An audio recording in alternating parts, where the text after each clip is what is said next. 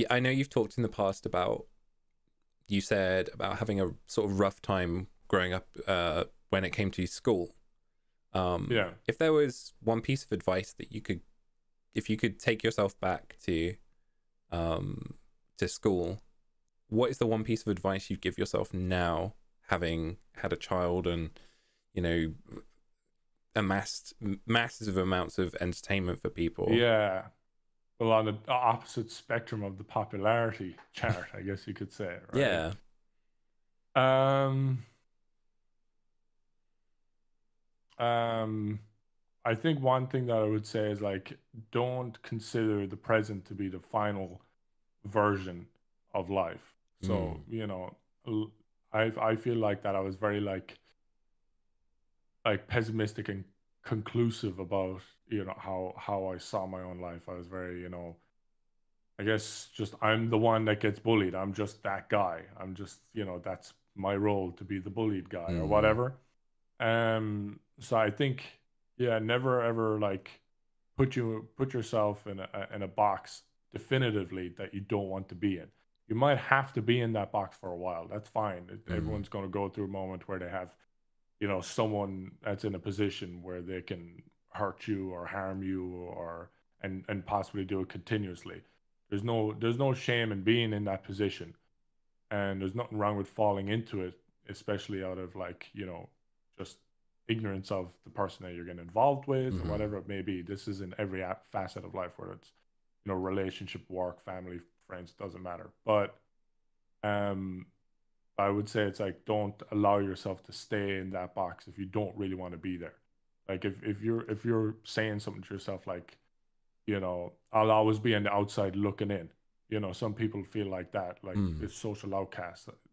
I think I think if you hold on to that perspective and you believe that is like who you are, it'll just follow you. It'll just follow you wherever you go. And even when you try to be involved, and even when it's that door is open to you, Mm. it's very possible that you self-destruct, or you simply believe you don't deserve it because you've designated a role through your experiences in life.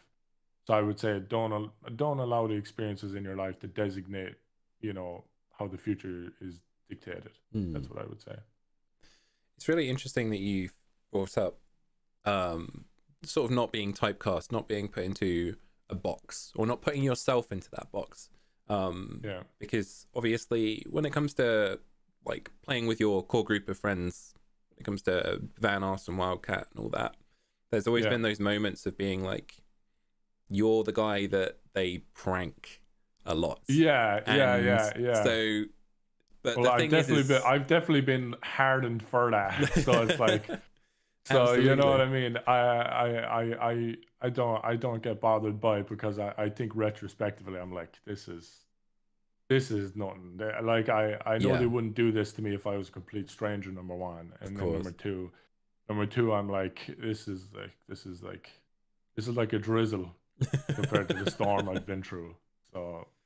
So yeah, I take it in my stride. I definitely Mm, see the comments and stuff like that. yeah, And when I start believing in the comments, then I get a bit like, ugh, at them. for sure. But I if I have like more of a bigger picture look at it, I kind of see that, most people that bring up those comments there, it's out of them trying to be caring, or out of them trying to relay it, or I don't know what they.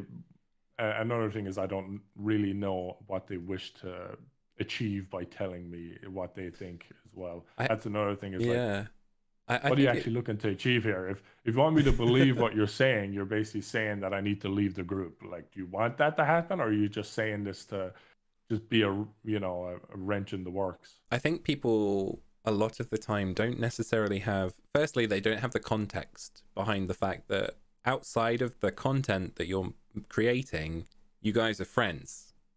Yeah, And I think people separate the two. Like the only times you talk are when you are recording. Therefore, all they are seeing is this person's getting bullied, maybe from their perspective.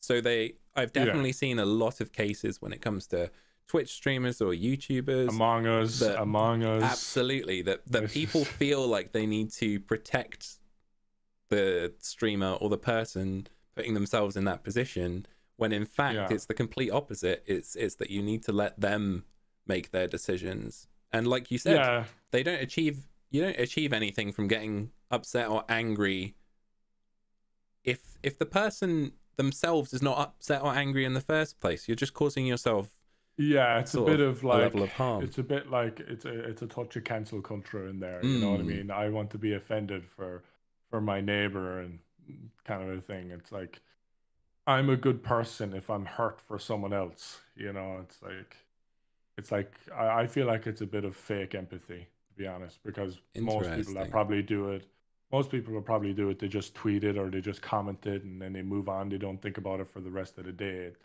They just show it for like that and then they move on to their own problems. So their own issues or something that's more like tangible in terms of their, in terms of their, I guess, just their life in general. So I find that I've learned to take the good with, I learned to take the good, of course, but and I learned to listen to feedback of constructive stuff, etc. But I would say that if someone's bringing up a problem to you and they're saying X, Y, and Z about this guy or that guy, or they're trying to, I feel in a way that if they're only pointing it out without giving anything tangible more than that, they're more, it comes across as more of a complainer than a helper. So it's like, yeah, you're trying to protect my feelings, but at the same time, you're also complaining about my friends. So